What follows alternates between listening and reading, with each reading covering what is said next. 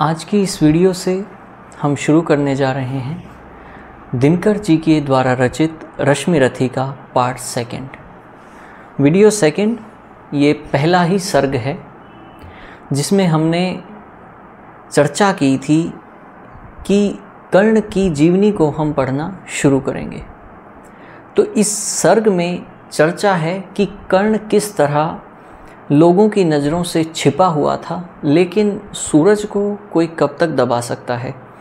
आज किस तरह रामधारी सिंह दिनकर जी इसे बताते हैं, आज की इस वीडियो से हम शुरू करेंगे। तो उन्हीं के शब्दों में इस यात्रा को शुरू करते हैं। दिनकर जी क्या कहते हैं? जय हो जग में जले जहाँ भी नमन पुनीत अनल को, जिस नर में भी बसे हमारा नमन तेज और बल को। किसी वृंत पर खिले विपिन में पर नमस्य है फूल, सुधि खोजते नहीं गुणों का आदि शक्ति का मूल। यानी ईश्वर कह रहे हैं कि कहीं पर भी अगर गुण है, तेज है, बल है, तो हमारे उनको नमस्कार करते हैं बिना ऊंच नीच का भेद माने। जो वो अगले वाक्य में कहते भी हैं कि ऊंच नीच का भेद न माने वही श्रेष्ठ ज्ञानी है, दया धर्म जिसमें हो सबसे वही पूज्य प्राणी है। क्षत्रिय वही भरी हो जिसमें निर्भयता की आग, सबसे श्रेष्ठ वही ब्राह्मण है जिसमें तप त्याग। कि रामधारी सिंह दिनकर जी आगे बताते हैं कि ये उस समय की समाज में जो गोत्र जाति महाभारत का पात्र के रूप में बताते हैं ना कर्ण को, तो उस समय ये कैसे फैली हुई थी कि तेजस्वी सम्मान खोजते नहीं गोत्र बतला के, पाते हैं जग में प्रशस्ति अपना कर्तव्य दिखला के। हीन मूल की ओर देख जगत गलत कहे या ठीक, वीर खींचकर ही रहते हैं इतिहासों में लीक। अब कर्ण का इंट्रोडक्शन देना शुरू करते हैं। कैसे कहते हैं? सब जानते हैं उनके बारे में कि जिनके पिता सूर्य थे, माता कुंती सती कुमारी, उसका पलना हुआ धार पर बहती रही पिटारी। सूत वंश में पला चखा भी नहीं जननी का क्षीर। कहते हैं कि योद्धा वही बनता है जिसने माँ का दूध पिया हो, लेकिन वो तो सूत वंश में पला बढ़ा। सूत का अर्थ होता है जो राजा का रथ का वहन करता हो, रथ चालक। अधिरथ जो थे उनके पिता कहलाए, जिन्होंने उनका पालन पोषण किया, और राधा उनकी माँ बनी। तो सूत वंश में पला चखा भी नहीं जननी का क्षीर, निकला कर्ण सभी युवकों में तब भी अद्भुत वीर। तन से समरशूर, मन से भावुक, स्वभाव से दानी, जाति गोत्र का नहीं शील का, पौरुष का अभिमानी। ज्ञान ध्यान शस्त्रास्त्र का, शास्त्र का कर सम्यक अभ्यास, अपने गुण का किया कर्ण ने आप स्वयं सुविकास। उन्होंने ज्ञान किया, ध्यान किया, शस्त्र अस्त्र शास्त्र, हर तरह से अपना विकास वो लड़का स्वयं करता चला गया। कैसे? अलग नगर के कोलाहल से, अलग पुरी पुरजन से, कठिन साधना में उद्योगी लगा हुआ तन मन से। निज समाधि में नीरत, सदा निज कर्मठता में चूर, वन्य कुसुम सा खिला कर्ण जग की आँखों से दूर। कि जैसे जंगल में कोई फूल खिला हो, किसी ने देखा नहीं, ऐसे कर्ण खिल कर के आया। और इस पर बड़ी ज़बरदस्त पंक्ति दिनकर जी कहते हैं कि नहीं फूलते कुसुम मात्र, कि फूल केवल राजाओं के उपवन में थोड़ी ना उगते हैं, कि नहीं फूलते कुसुम मात्र राजाओं के उपवन में, अमित बार खिलते वे पुर से दूर कुंज कानन में। समझे कौन रहस्य प्रकृति का बड़ा अनोखा हाल, गुदड़ी में रखती चुन चुन के बड़े कीमती लाल। गुदड़ी में रखती चुन चुन के बड़े कीमती लाल। जलद पटल में छिपा किंतु रवि कब तक रह सकता है। जैसा वीडियो में कहा, एक सूरज कब तक छिपा रह सकता है, कि जलद पटल में छिपा रवि किंतु कब तक रह सकता है। युग की अवहेलना सूरमा कब तक सह सकता है। पाकर समय एक दिन आखिर उठी जवानी जाग, फूट पड़ी सबके समक्ष पौरुष की पहली आग। तो कैसे कर्ण के पौरुष की पहली आग सबके समक्ष फूट पड़ी? आप सबको याद होगा जब कौरवों और पांडवों की दीक्षा पूरी हुई, उस समय रंगभूमि में लेकर के आया गया कि अपनी अपनी कलाएं दिखाएं। तो उस समय ना अर्जुन अपनी कलाएं दिखा रहा था।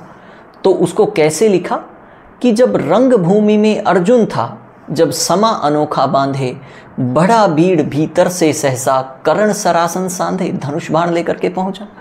कहता हुआ तालियों से क्या रहा गरव में फूल, अर्जुन तेरा सुयश अभी क्षण में होता है धूल। अर्जुन देख रहा है कौन आ गया यार, और जो मेरा सुयश क्षण में धूल कर देगा, ऐसा कह रहा है। कर्ण क्या कहता है कि तूने जो जो किया उसे मैं भी दिखला सकता हूँ, चाहे तो कुछ नई कलाएं मैं भी सिखला सकता हूँ। आंखें खोलकर देख कर्ण के हाथों का व्यापार, फूले सस्ता सुयश प्राप्त कर उस नर को धिक्कार। कि तुझे थोड़ा बहुत आता है और उसको पाकर तू यश प्राप्त कर रहा है, ऐसे व्यक्ति को तो धिक्कार होना चाहिए।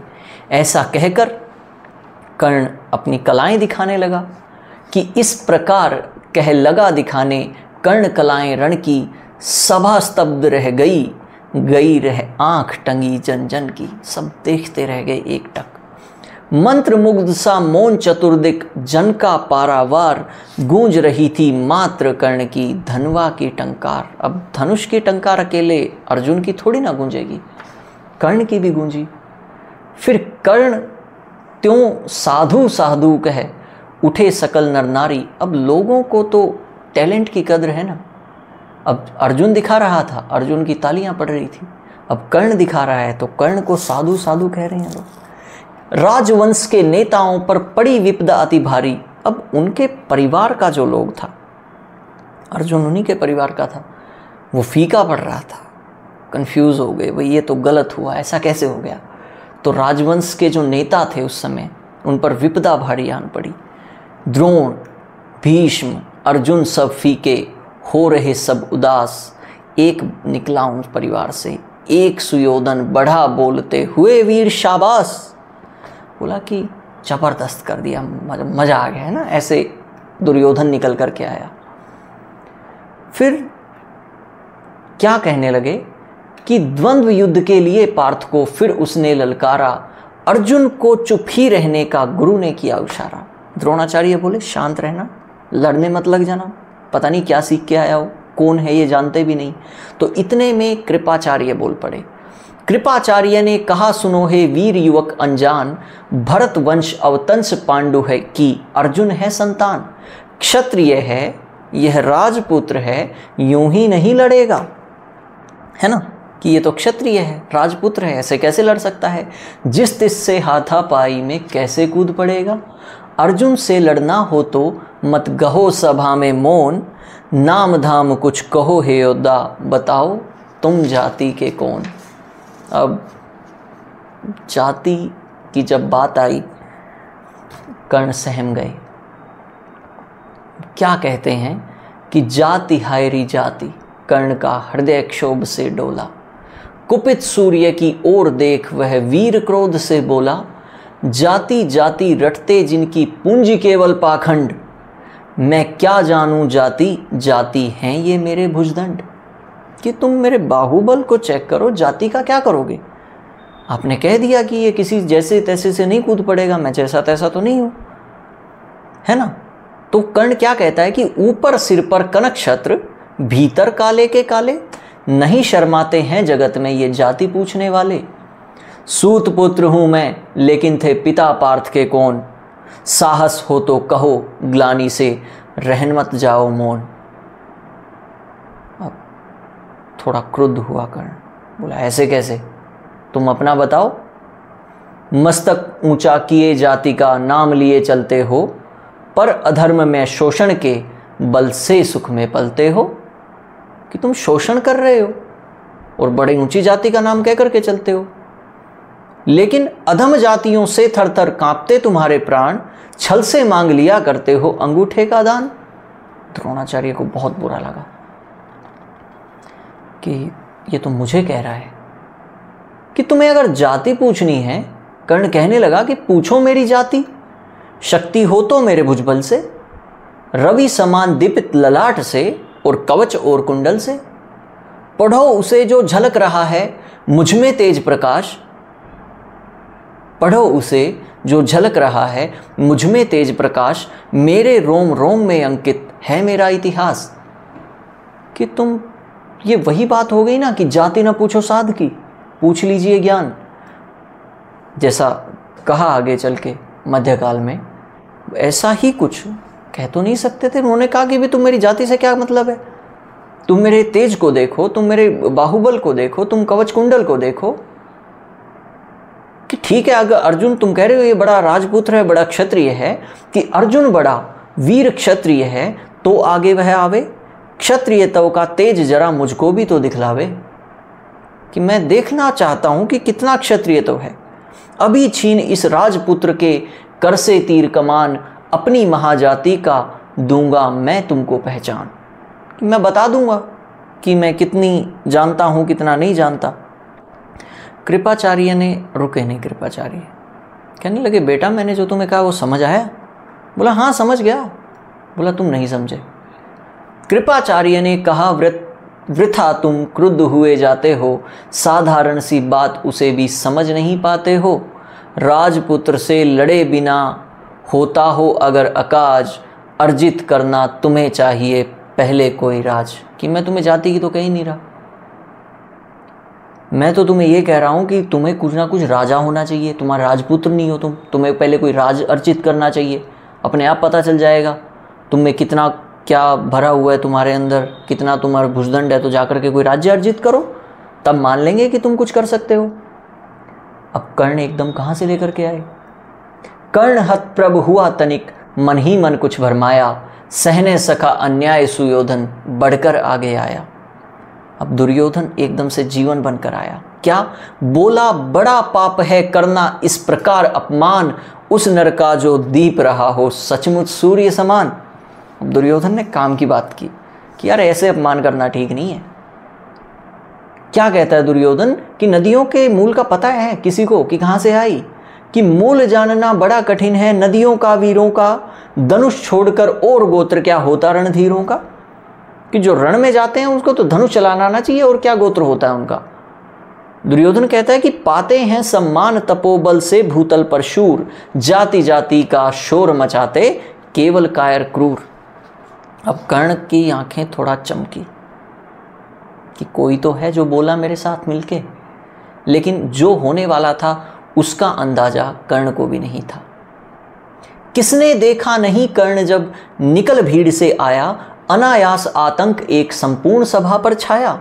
कर्ण भले ही सूत पुत्र हो अथवा शौपच चमार, मलिन अगर इसके आगे हैं सारे राजकुमार। दुर्योधन चुप नहीं हुआ, बोला कि ठीक है सूत पुत्र है कोई बात नहीं, लेकिन आज ना जितने राजकुमार हैं ना सब इसके आगे मलिन हैं। बोला अपमान ठीक नहीं है, क्या करना अपमान ठीक है इस अनमोल रतन का, मानवता की इस विभूति का, धरती के इस धन का। बिना राज्य यदि नहीं वीरता का इसको अधिकार, तो मेरी यह खुली घोषणा सुने सकल संसार। क्या घोषणा रही होगी दुर्योधन की। सुयोधन कहा गया है यहाँ पे, क्यों? एक अच्छे काम की तरफ दुर्योधन बढ़ा था। वो क्या था अच्छा काम जो कर्ण ने भी नहीं सोचा था? कि तुम कह रहे हो ना इसके पास राज्य होना चाहिए, तो मैं अंग देश का मुकुट कर्ण के मस्तक पर धरता हूं, एक राज्य इस महावीर के हित अर्पित करता हूं। रखा कर्ण के सिर पर उसने अपना मुकुट उतार, गूंजा रंग भूमि में दुर्योधन की जय जयकार। छोटी बात नहीं होती, आप किसी राज्य के युवराज हैं, आपको कोई दी गई है भूमि कि आप पर इसका अधिकार है, और आप किसी व्यक्ति को दान में दे दो कि हाँ अगर लड़ नहीं सकता है, राजपुत्र है, ठीक है दे दो इसको, मैं अपनी तरफ से जो कुछ है वो इसको दे देता हूँ, अपना अंगराज्य इसको समर्पित कर देता हूँ। अब ऐसे आपके पास कुछ ना हो, हर कोई आपको कसोट रहा हो, ऐसे में आप अचानक एक व्यक्ति आए कहे मैं अपना सब कुछ दे देता हूँ, तो आपकी उस समय स्थिति कैसी होगी? वही कर्ण की थी। कर्ण चकित रह गया सुयोधन की इस परम कृपा से, फूट पड़ा मारे कृतज्ञता के भुर उसे भुजा से। दुर्योधन ने हृदय लगाकर कहा बंधु हो शांत, मेरे इस क्षुद्र उपहार से क्यों होता उद्भ्रांत। कि जरा शांत रहे, छोटा सा उपहार है, इससे क्यों ज़्यादा वो हो रहा है। लेकिन कर्ण के लिए तो वो छोटा नहीं था। किया कौन सा त्याग अनोखा, दिया राज यदि तुझको, अरे धन्य हो जाए प्राण यदि तू ग्रहण करे यदि मुझको। एक राजा का पुत्र कह रहा है, धृतराष्ट्र उस समय राजा हुआ करते थे, उसका बेटा कह रहा है, जो हो सकता है आगे चल के राजा ही बने, कि मेरे तो प्राण धन्य हो जाएंगे अगर तू मेरे को ग्रहण कर ले। कर्ण के अंदर क्या बचा, सब गल गया, बिल्कुल हृदय द्रवीभूत हो गया कर्ण का, कि एक तरफ इतना अन्याय हो रहा था मेरे साथ, सब गालियां दे रहे थे, सब मेरे को नीचा दिखा रहे थे। कर्ण और गल गया, हाय मुझ पर भी इतना स्नेह, वीर बंधु हम हुए आज से एक प्राण दो देह, भरी सभा के बीच आज तूने जो मान दिया है, पहले पहल मुझे जीवन में जो उत्थान दिया है। पहले किसी ने दिया ही नहीं था ऐसा उत्थान। उऋण भला होऊंगा उससे चुका कौन सा दान, कृपा करें दिनमान कि आऊं तेरे कोई काम। घेर खड़े हो गए कर्ण को मुग्ध पुरवासी, होते ही हैं लोग शूरता पूजन के अभिलाषी। चाहे जो भी कहें द्वेष ईर्ष्या मिथ्या अभिमान, जनता निज अनाध्य वीर को पर लेती पहचान। अब ऐसे कर्ण को राज्य मिल गया। पांडव सोचे यार ये तो ठीक नहीं हुआ, हमने तो इस व्यक्ति को इतना बना देगा दुर्योधन, ये बात बोल देगा, सोचा ही नहीं था। ठीक नहीं हो रहा है ये। किसी को कुछ सूझा ही नहीं कि क्या बोले। भीम बैठा था ऊपर, भीम बोला इससे कौन सी चलेगी, है ना, किसी को राज्य दे देने से कोई राज्य थोड़ी ना चला लेता है। बौखलाहट, अंदर की बौखलाहट। महाराज अंगेश कह रहे थे सब, तो कैसे कहा दिनकर जी ने कि महाराज अंगेश तीर सा लगा हृदय में जाके, विफल क्रोध में कहा भीम ने और नहीं कुछ पाके, है कि झाड़े पूछ आज तक रहा यही तो काज, सूत पुत्र किस तरह चला पाएगा कोई राज। क्या बोला भीम, चला ही नहीं पाएगा ये, इसके बस का ही नहीं है, हो ही नहीं पाएगा। तो दुर्योधन चुप नहीं रहा। अब कर्ण नहीं बोल सकता था ना एकदम से सीधा भीम को, एक राजपुत्र है, पांडव है, दुर्योधन कह सकता था।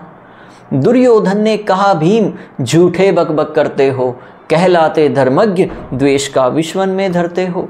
बड़े वंश से क्या होता है खोटे हों यदि काम, नर का गुण उज्ज्वल चरित्र है नहीं वंशधस धाम।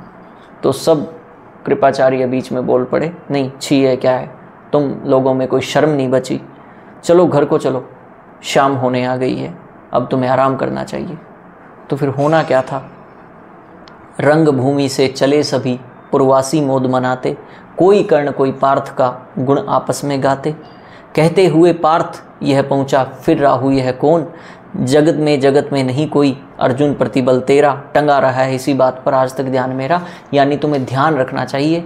गुरुदेव द्रोणाचार्य अर्जुन को समझाते हैं कि तुम्हें इससे बचना चाहिए, पता नहीं है कौन आ गया, मैं ध्यान दूंगा इस पे, लेकिन तुम इसका ध्यान रखना, आगे चल के ये तेरा कभी काल हो सकता है। कैसे कहा, बढ़ता गया अगर निष्कंटक यह उद्भट भटबाल, अर्जुन तेरे लिए कभी यह हो सकता है काल। सब चले गए, कौरव शंख बजाते जा रहे हैं, झूमते मौज मनाते जा रहे हैं। दुर्योधन और कर्ण गल बाँह दे करके जा रहे हैं, गले में बाहें पड़ी हैं, जा रहे हैं, दोनों दोस्त बन गए हैं। लेकिन और हाय रनिवास चला वापस जब राजभवन को, उनके पीछे चली एक विकला मसोस्ती मन को। कौन थी वो विकला? वो विकला जिसको आप सब जानते हैं, वो विकला थी कुंती, जिसने बहा दी थी वो पिटारी पानी में। पता नहीं जीवित बचेगा भी या नहीं बचेगा कर्ण। वो सोचिए आ गया यहाँ पे वापस। क्या कहा, और हाय रनिवास चला वापस जब राजभवन को, उनके पीछे चली एक विकला मसोस्ती मन को। उजड़ गए हों स्वप्न की जैसे हार गई हो दांव, उजड़ गए हों स्वप्न की जैसे हार गई हो दांव। नहीं उठाए भी उठ पाते थे कुंती के पाँव, नहीं उठाए भी उठ पाते थे कुंती के पाँव। तो आज की ये पोएम यहीं तक रखते हैं। रश्मिरथी यानी जो सूर्य का रथी हो। ये वीडियो में हम समझे किस तरह कर्ण का इंट्रोडक्शन हुआ, कर्ण को राज्य मिल गया और वो कांप गए वहाँ पे सारे समाज जो था राजपुत्रों का, राजाओं का। बोले नहीं नहीं छोड़ो, शर्म नहीं बची है, चलो शाम को चलते हैं। यानी कर्ण और अर्जुन सामने आ ही नहीं पाए एक दूसरे के लड़ाई में, यानी कोई द्वंद्व युद्ध नहीं हुआ, कोई धनुष बाण की नहीं हुआ उन दोनों के बीच, है ना, कोई भी प्रतियोगिता। सब घर चले गए, लेकिन कुंती के मन में एक मलाल बचा। इस वीडियो में हम इतना ही रखेंगे। अगली वीडियो में हम देखेंगे कि क्यों परशुराम क्रुद्ध हुए कर्ण पे। क्या वो कीट था जो बैठा रहा, कर्ण का झूठ बोलना, श्राप देना परशुराम जी के द्वारा, और वो श्राप फिर किस तरह से वापस लिया गया, पूर्ण रूप से लिया या आंशिक रूप से लिया, वो कल जानेंगे। क्यों श्री परशुराम ने कहा था कि मैं अब से क्षत्रियों को शिक्षा नहीं दूंगा। तो इन सब प्रश्नों के उत्तर इसी रश्मिरथी से कल जानने का प्रयास करेंगे। तब तक के लिए नमस्कार।